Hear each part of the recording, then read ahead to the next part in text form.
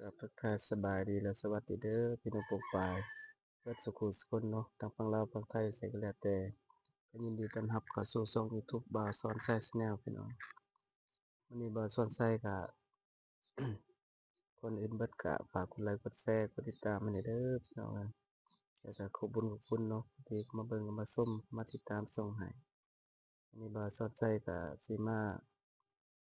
สัมภาษณ์เนาะสาวโสดว่าอยากเปิดใจเป็นเคสแรกพี่น้องเนาะของส่ง สนใจแต่ว่าคนที่ว่ามีอายุนะ70ปลายกว่าปีเนาะเพิ่นอยากออกมาเปิดใจหาผู้พูดผู้คุยแหละพี่น้องมีว่าสนใจก็มาเรือนมาซ่านไปเนาะเบิ่งไปชมคลิปพร้อมกันเลยพี่น้องสบายดีสบายดีสบายดีสบายดีเด้อเนาะสบายดีเด้ออ่าแม่ใหญ่ชื่อจั่งใดน้อแม่ใหญ่ซื้อแม่ใหญ่สุดใจแม่สุดใจเนาะพี่น้องมื้อนี้ก็บ่าวสอนไส้ก็เป็นเคสแรกที่ว่าได้มาถ่ายเพิ่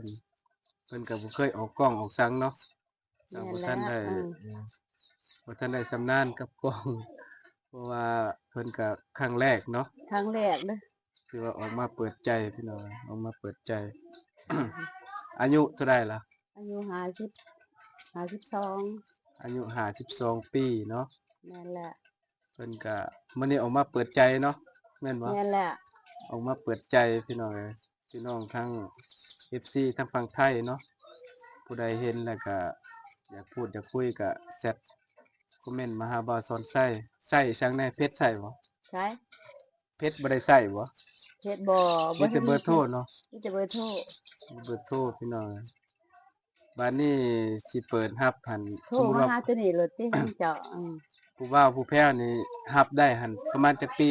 สามารถล้มนำเขาได้ซ้ำเฒ่าพุ่นแหล้วซ้ำกันพุ่นแหล้วประมาณ60ก็ได้60ไปหา70เนาะ70ก็ได้ว่าเสียแม่นเนาะของเพิ่นเฮาว่าทุกคน60 70ก็ได้เนาะหรือว่า50ก็ได้พี่น้องเผื่อผู้ใดอยากพูดอยากคุยเนาะเพิ่แม่นแล้นก็วอยากพูดอยากคุยหรือว่าถึกอกถึกใจอยากร่วมกับเพิ่นก็ได้พี่น้องทั้งฝั่งลาวฝั่งไทยเนาะ14 15นี่บ่ล่มบ่ บ่ บ่ล่มน้อยหลายเนาะน้อยหลายบ่ลบบ่ต้องการเออประมาณ70 60 70พี่น้องเอ้ย โสดมานี่หลายปีแล้วบ่ ว่าเบิ่ง8 7 ปี7 ปีแล้ว7 ปี8ปีเลยเนาะพี่น้องเพิ่นโส8 ปีดมา แล้ว FC ทางฝั่งไทยหรือว่าอยู่ไสก็แล้วแต่ถ้าว่าเห็นคลิปนี้แล้วก็อยากพูดอยากคุยก็แชตเข้ามาได้โทรเข้ามาได้หาบ่าวสอนชัยเพราะว่าสิเอาเบอร์โทรให้เนาะสิเอาเบอร์โทรเพิ่นให้พี่น้องโสดมาก็7 8ปีแล้วเนาะแม่นแหละอยู่ผู้เดียวตินี่อยู่กับหลานหลานมานอนนำเนาะหลานนอนน้แต่จริงเฮือนเพิ่นน่ะพี่น้องเพิ่นอยู่ผู้เดียวเนาะำโสบ่ทันดมาก็แล้วเฮือนบ่ทันแล้วเฮือนก็บ่ทันแล้วผู้ใดใจสวยดี แด้ ผู้ใดใจดีหรือว่าอยากมาเป็นคู่ครองแล้วก็อยากมาสร้างมาสานำเพิ่นก็ได้เนาะได้ให้เรือนนี่สำเร็จพี่น้องเรือนเพิ่นก็ก่อแล้วแต่บ่ทันโบกเนาะผัวบ่ทันได้ตายก่อนแม่นผัวเพิ่นเสียเป็นแม่ม่ายพี่น้อง7 8แม่ไม้ปีสามารถเสร็จมาได้เนาะผู้ใดเป็นคนแบบใดคนใจดีบ่อยากได้คนใจดีคนใจดีเนาะคนใจดีคนใจดีเขามีเงินนี่สิเอาเท่าใดอ้าวเอามีเงินแด่แล้วเอาเบิดสองเนาะ เอาหมดสองใจดีก็มีเงินใจดีแน่มีเงินแน่ก็แฮ่งดีนั่นแหละพี่น้องเพราะว่าเพิ่นก็อยู่ผู้เดียวเนาะบ่มีผู้ชายว่าซั่นซะบ่มีคนโสดมาเฮ็ดมานี่แหละมาสร้างสาเรือนให้มันแล้วเนาะพี่น้องเพิ่นก็ยังคัดสิเว้าขาดหลายอย่างเลยเนาะหาหลายอย่างอืแล้วมแนวบ่มีคนผัวก็บ่มีแม่นผัวก็บ่มีพี่น้องมีแต่เลี้ยงเป็ดเลี้ยงไก่ที่7 ทุกปีมื้อเลี้ยงเป็ดเลี้ยงไก่พอได้ซื้อมาเพ็ดเป็นนัวเท่าเนาะนั้นนั่นแหละก็สิไปหาจังได๋ซื้ออยู่ซื้อกินพี่น้องไปวันๆนี่แหละนี่เรือนเพิ่นก็หลังใหญ่เติบแต่ว่าบ่นี่ทันแล้ว เขาก็มากันเจือนก็เฮ็ดวิทย์ก็เฮ็ดเองนี่ อืมกันเจือนวิทย์ก็เฮ็ดใหม่เขากันเจือนหมดล่ะอืมกินเทเฮ็ดใหม่พี่น้อยเด้อห้องน้ำเพิ่นอยู่นี้บ่มีแล้ว บ่มีพี่น้องเด้อนี่ก็วางเรือนครัวเนาะแม่นแล้วเฮือนครัวก็บ่ทันแล้วนั่นแล้วพี่น้องเพิ่นออกมาเปิดใจหรือว่าผู้ใดโห บ่เปิดใจก็สมมุติว่าบ่อยากพูดอยากคุยแต่ว่าอีต้นสงสารก็ช่วยเหลือเพิ่นได้เนาะพี่น้อง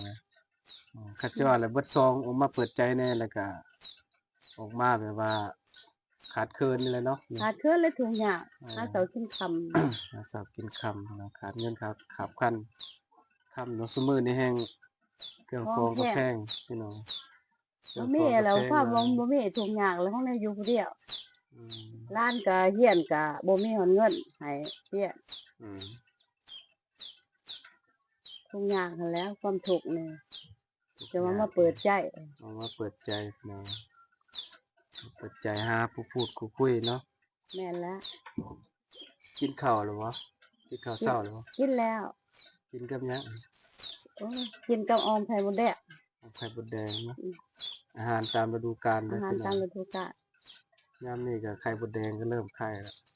ไข่มดแดงแล้วเอาแบบนี้เอาติ เดียวๆก็ได้มื้อหน้าก็ได้นะ มื้อหน้านึงส่งเอา เบิ่ง นี่แต่ส่ง มื้อหน้าก็อันนั้นอีก สิใช้แว่นนี่คือหน้า นี่เทื่อหน้าเองก็สิมาถ่าย เพราะว่าคันสิว่าเพิ่นก็โสดมา 7-8 ปีพี่น้องเนาะอยากหาครูที่ว่ามาสร้างสาเรือนให้มันแล้วนะพี่น้อง นั่นแหละ หาครู ผู้ใดอีดูต้นศาสตร์ช่วยเหลือ อ่า นี่สาธุนำ พี่น้องทางฝั่งไทยเนาะหรือว่าอยู่ต่างประเทศถ้าเห็นคลิปนี้แล้วก็สามารถยื่นมือเข้ามาช่วยเหลือเพิ่นได้หรือว่าถ้าว่าถึงอกถึงใจก็ร่วมกันก็ได้เนาะพูด แม่น คุย แล้ว กันร่วมกันซะก่อนแบบว่าเพิ่นว่าเบิ่งใจกันเนาะ เบิ่งใจกันก่อนละ แม่นใจดีบ่สินั่นบ่พี่น้องก็พูดคุยกันไปก่อนแต่ละมื้อก็อยู่เรือนแหล้วเนาะบ่ได้ไป อยู่ ไส เฮือนบ่ได้ไปไส เผาเป็ดเผาไก่ ขอไก่เด้ ขอไก่เพิ่นก็ ขอไก่ก็เฮ็ดเองอันนี้ ขอไก่ก็เฮ็ดเองบ่มีผู้เฮ็ดบ่มีผู้ มีแต่ ใช้ ต้น เนาะ ม่วงมีแต่เครื่องปลูกก็ปลูกเองนี่แหละ นี่พี่น้อง FC พี่น้องทางฝั่งไทยเนาะประมาณ60-70 ปีถ้าว่าสามารถคุยได้เนาะ แม่นแล้ว เจ้านี่ก็ อยู่ ประ เด้อ มาณ60เนาะเจ้าก็60 ปีพี่น้อง10 ปีรับได้ คุยนำได้อยู่ติเวลาเขาโทรมาไอ้ซั้นแต่ละมื้อได้ ได้ เนาะ ได้ ยังว่างเนาะว่างอยู่ดอกเพราะว่าเพิ่นก็อยู่เรือนบ่ได้ไปไสเนาะถ้าว่าสนใจก็ บัดพุ่นแลโทรศัพท์ลูกสาวพากมาเพิ่นจังสิได้เห็นรูปมัน อืม มีแต่มือถือนี่แหละลงกับมือถือ ถ้าอยากเบิ่งรูปเพิ่นก็ สิ เห็น ส่งให้เบิ่งพี่น้อง เห็น ทั้ง นำ เฟซทั้ง เจ้า ไลน์แม่น อืม สิถ้าว่าอยากโทรก็ตอนนี้บ่ทันมีโทรศัพท์บ่ มีแต่มือถือ มีแต่มือถือธรรมดา บัด เนาะ นั้นจะเอาเบอร์ละโทรมือถือก็ได้ ถ้าว่า ถ้าว่าเรามีแล้วก็พากให้ ถ้าว่าสนใจก็คอมเมนต์เข้ามาอยู่ใต้คลิปพี่น้องบ่าวสอดไส้ก็สิหาทางที่ว่าติดต่อให้เนาะถ้าว่า FC ทางฝั่งไทยสนใจอยากอยากคุยอยากพูดอยากคุยนำเพิ่นเนาะอยากร่วมก็สามารถคอมเมนต์เข้ามาแล้วก็บ่าวสอนไส้สิให้ส่งทางแม่นแต่ว่าเนาะคือสิมีสัญญาณอยู่แต่ไทยมานี่เนาะเขาเคยโทรอยู่บ่ นี่ นี่เขาเคยโทรมา เค อย โทร ยู่ กับร้านเดร้านอยู่ไทย โอ้ มันไปทำงานไทยลู โทร ก ได้เนาะ โอ้อยู่แต่ข้าง เพราะว่าเฮาก็บ่ฮู้นะเคยโทรไปไทยทางเฟซนี่ได้อยู่ดอกอยู่ไสก็ได้ ได้ ทาง Messenger นี่นะ ทั้งโทรศัพท์มือถือก็ได้ โอ้ทางเบอร์ก็ได้เนาะ ได้ ทางเบอร์ส่วนหลายมีแต่ทางแอปทาง LINE เนาะทาง Messenger บ่เคยฮู้ได้ว่าเบอร์โทรก็โทรได้ไข่มดแดงผู้ใดเอามาให้หลานบ่ ร้านไปแห่ ถวายบ่ ร้านไทย อ๋อ ถ้าไว้ไปเฮ็ดเวียกเป็นราคา12 เฟซอยู่พุ่นบ่ ไปเฮ็ดนำแต่โทร บัดน้ำสวิงนี่เลย ก็ดิ่งมันเช้ามันคลายเครื่องบ่ออกมันก็เลยพักผ่อน เจ้าแล้วอ๋อ บ่ทันมีคนนะมันบ่ทันฮ้อนคลายเครื่องบ่ได้ อยู่นำหลานไผ่บ่มาอยู่นำพี่น้องหลานไผ่ ร้านไทย อยู่เฮือนและเฮือนเพิ่นบ่ทันแล้วพี่น้องตามสภาพนี่ให้เบิ่งเนาะถ้าว่าผู้ใหญ่ใจดีหรือว่าอีดูสงสารใจบุญก็ช่วยเหลือเพิ่นได้พี่น้องให้มันแล้วให้มันยังเนาะโบกเรีย อั บ น ร้ นั้ อนย บ่ได้เจ้าสิไปหาไอ้สั่งของน่ะมือแพง เพิ่นก็เฒ่าแล้วพี่น้อง เคยได้แต่ว่าซีเมนต์มันลงคางแต่ว่าเฮาบ่มีเงินซื้อ ลงแล้วบัดนี้ ลงเลยเด้70 โอ้สอบหนึง กี้มีแต่30-40นะบ่พอหลายเนาะขอผู้หนึง2-3 ตอบนี่ก็พอแล้วเด้ พี่น้องเอ้ยผู้ละ2-3สอบเพิ่นว่าเนาะถ้าว่าผู้ใดใจดีใจบุญทั้ง อีทูต้นสาย ฝั่งลาวฝั่งไทยอยู่ไสก็แล้วแต่แหละมื้อนี้หันจุดหลักๆก็คือออกมาเปิดใจเนาะพี่น้องเปิดใจแน่แล้วก็ถ้าว่าบ่ฮักบ่มักก็แต่ว่าอยากช่วยเหลือเพิ่นก็ได้เนาะถ้าว่าขอบคุณ แม่น ขอบคุณเพิ่น ขอบคุญขอบคุณเพิ่นว่าถ้าผู้ใดช่วยเหลือ มาแวะมาบัดฮู้กันแล้วก็มาแวะมายามกันได้มาก็มายาม แม่นถ้าว่าถือบกถือใจนี่ก็พูดคุยกันเบิ่ง แม่นแล้ว เป็นสู่เป็นแฟนไปก่อนก็ได้พี่น้องเพิ่นก็เปิดออกมาเปิดใจเนาะว่าสอนไส้ก็ครั้งแรกของเคสที่ว่ามาเปิดใจเนาะ แม่นแล้ว ออกมาเปิดใจคอมเมนต์เข้ามาได้เด้อพี่น้องสำหรับคลิปนี้ก็ขอจบส่ำนี้ก่อนเนาะเอาไว้คลิปหน้าพี่น้องสิมาถ่ายเพิ่นอีกคลิปหน้า ทำ อี ไม กเนาะสำหรับคลิปนี้ก็สบายดีและสวัสดีเด้อพี่น้อง สวัสดีครับ อ่า